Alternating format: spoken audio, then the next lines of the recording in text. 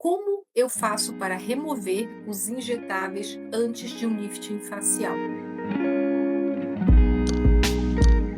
Então, primeiro passo para quem tem algum injetável colocado na face, fazer um ultrassom dermatológico. E aqui é que eu quero fazer um grande adendo. Cada vez mais, com mais frequência, eu atendo pacientes que já fizeram esse exame e disseram que no exame não tinha produto. Então, ultrassom dermatológico é um exame especializado. Não é todo radiologista que sabe fazer, muito pelo contrário, poucos radiologistas dominam esse tipo de procedimento, esse tipo de exame. E para você fazer um ultrassom dermatológico, não é com o mesmo transdutor ou com o mesmo aparelho que a gente faz ultrassom normal para ver abdômen, para ver outras coisas. O ultrassom dermatológico, geralmente, ele é feito com um transdutor bem pequeno e é um transdutor de alta frequência. Quanto maior a frequência, mais superficial ele é. E no nosso caso, é o que nós precisamos, porque o que nós queremos ver é a pele. O ultrassom, ele é sempre examinador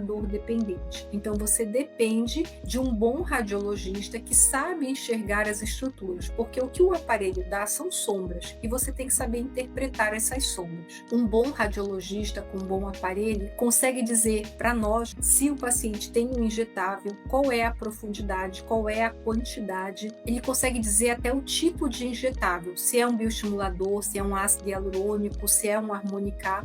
E mais, ele consegue dizer até qual é a marca, porque as sombras acústicas, elas mudam de acordo com o fabricante, de acordo com o tipo de produto. E é a partir dessas sombras acústicas que o radiologista vai dizer para a gente o que é cada coisa e qual é a profundidade que isso aí vai estar. E por que que isso é importante para os pacientes?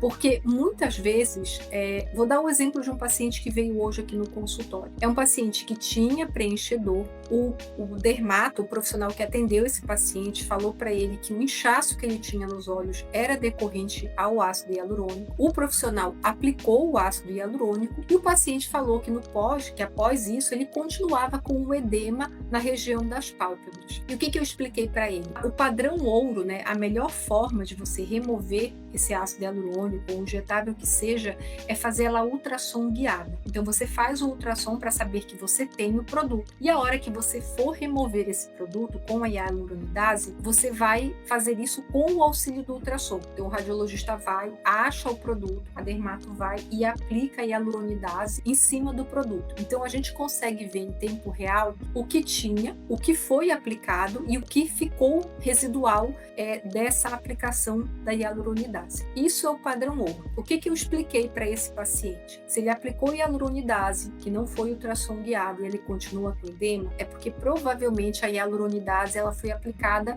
no plano errado da pele e que o ideal para ele era fazer aquilo ultrassom guiado antes da gente rotular isso como um etípe ou como daqueles edemas que acontecem mesmo que o paciente não tenha mais produto detectável no ultrassom. Então, essa é a forma mais fidedigna de fazer o exame. E olha, até com uma certa frequência, não raras vezes, eu tenho pacientes que eu peço, pacientes que moram em outros estados ou até fora do Brasil, eu peço ultrassom dermatológico, né, para todo mundo que tem histórico de injetável, e o paciente, quando chega aqui, ele me traz um ultrassom de partes moles. O ultrassom de partes moles, ele não vê pele, ele vê subcutâneo, ele vê osso, ele vê estruturas grandes. Para você ver estrutura de pele, você tem que ter um ultrassom especializado e tem que ter uma pessoa que consiga enxergar essas estruturas. Então, um ultrassom mal feito ou que não foi feito com a técnica adequada, ele mais atrapalha do que ajuda, porque ao invés da gente eliminar um diagnóstico, a gente cria mais um ponto de dúvida. E sempre quando eu indico a remoção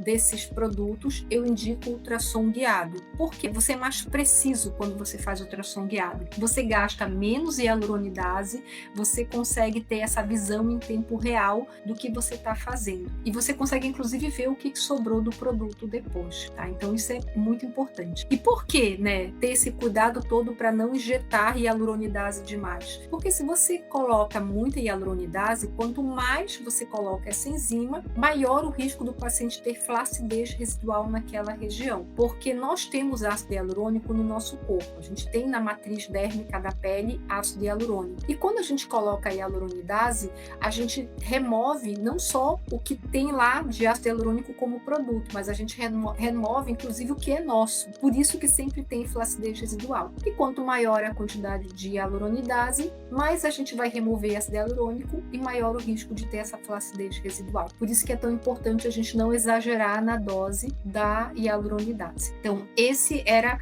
o primeiro recado que eu tinha, né? Que remover produto tem que sempre fazer ultrassom dermatológico antes e, se possível, durante a remoção também. Segunda coisa, não é todo injetável que a gente consegue remover. Então, a hialuronidase, ela remove especificamente o ácido hialurônico, que é um preenchedor.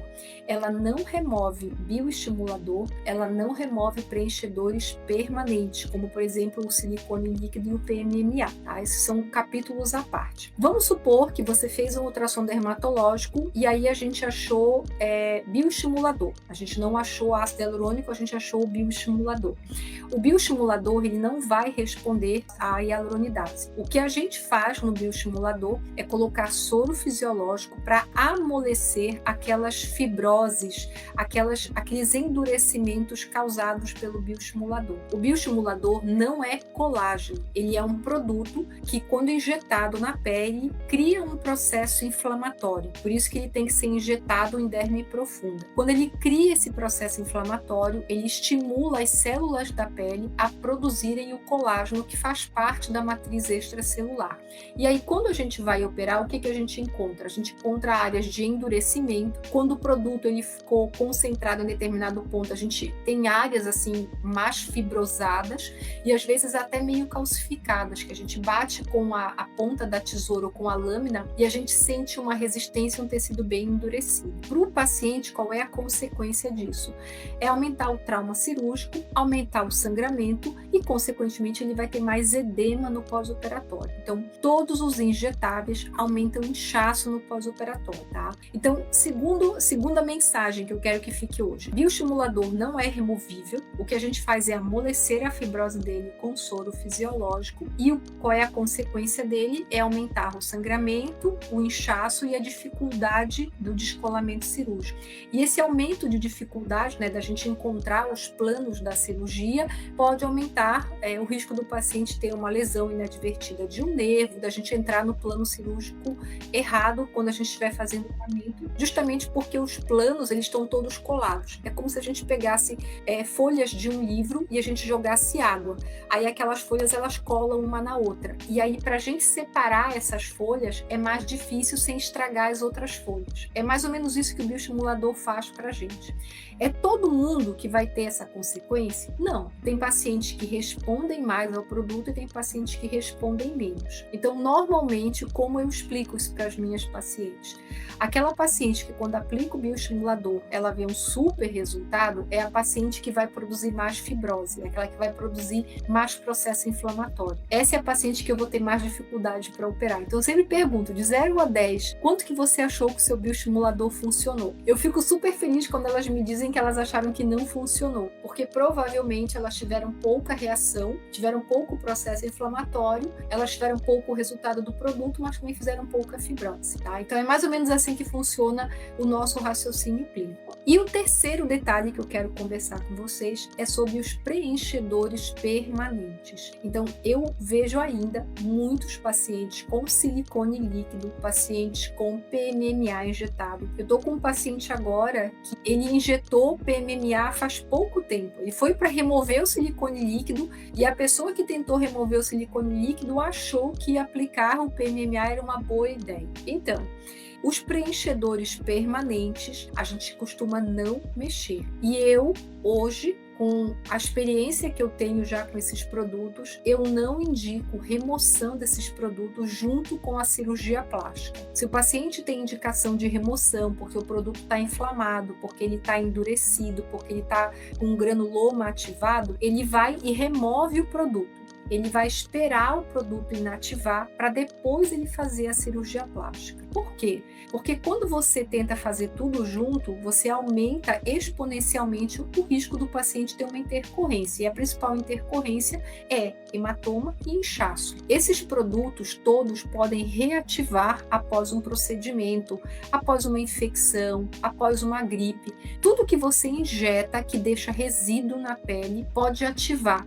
E ativar é ele inchar, é ele começar a funcionar novamente. Então, quando a gente trabalha com esses preenchedores permanentes, o que eu oriento aos pacientes? Se ele não está ativando, se ele não está inflamando, não mexe no produto, não fica tentando remover só por remover. Hoje eu atendi uma paciente que tem PMMA no mento e ela tem preenchimento no sulco e no queixo. Ela fez uma cirurgia plástica e é nítido que ela está com o produto ativado, ela está edemaciada, ela está com aquele efeito de overfilling. Ela fez uma tomografia e na tomografia com contraste apareceu a presença do produto e ele está mais ativado de um lado que do outro. E justamente o que essa paciente se incomodava era da assimetria que ela tinha. Aí nesses casos a melhor opção é ou você não mexe, espera o processo acomodar, ou se a paciente estiver muito incomodada, muito edemaciada, a gente pode iniciar uma medicação para tentar inativar o produto. Aí, geralmente a gente associa antibiótico com corticoide, porque tanto pode ser um biofilme de bactérias que está lá funcionando, como pode ser só o produto realmente que está causando o processo inflamatório. Então a gente já entra com as duas coisas que é para tentar acalmar. Só que a gente não tem uma garantia, uma certeza de nada de quanto tempo que isso vai demorar. Por isso que nós contraindicamos a utilização de preenchedores permanentes. Independente do local do corpo onde você pretenda usar, que você pretenda aumentar, não utilize preenchedores permanentes. O único preenchedor permanente que você pode usar é gordura. A gordura, ela é sua, ela tem que ser tirada de você para você mesmo, então não tem risco de você fazer rejeição, processo inflamatório. Você só precisa fazer a técnica adequada. Eu resolvi trazer esse assunto bem específico porque todo dia que eu atendo consultório, eu tenho alguém que eu preciso ou preparar para a cirurgia, ou remover produto, ou que já fez um ultrassom, já aplicou uma hialuronidase e continua ficando inchado no local do procedimento. E isso geralmente é porque a hialuronidase não chegou no produto ou porque o produto não é ácido hialurônico. Aí, o ultrassom dermatológico é a solução. E sempre quando for fazer o ultrassom dermatológico, tem que procurar um bom radiologista, porque tudo que depende do profissional que está atrás do transdutor, não adianta a gente dar um aparelho bom para alguém que não sabe o que está enxergando. Então, sempre tem que ser um radiologista especializado. Certo? Uma excelente semana para todo mundo.